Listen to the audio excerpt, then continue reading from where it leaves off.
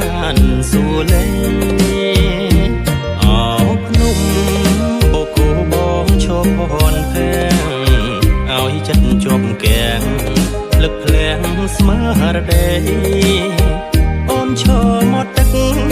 សាច់ឡើងសោកใจធ្វើមិនដេចបានថ្លៃខ្នំបីត្រកង